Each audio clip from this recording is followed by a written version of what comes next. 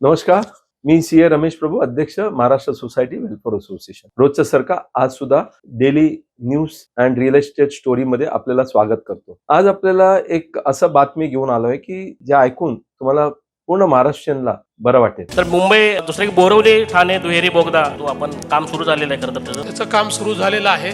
दुर्दैवाने ते काम 15 महिने मागे आहे शेड्यूलच्या.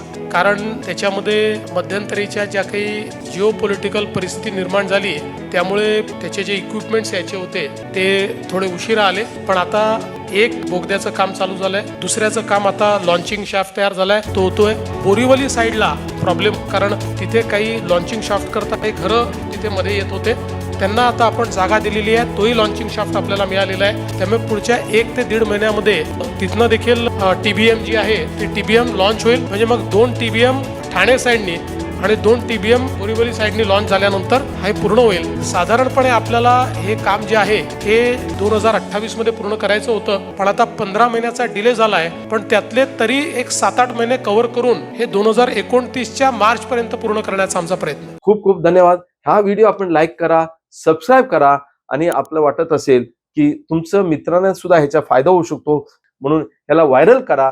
प्रत्येकाने हा व्हिडिओ बघून ह्याच्या नंतरचा जे फायदा आपण घ्यावा असं मी आपल्याला विनंती करतो. खूप खूप धन्यवाद.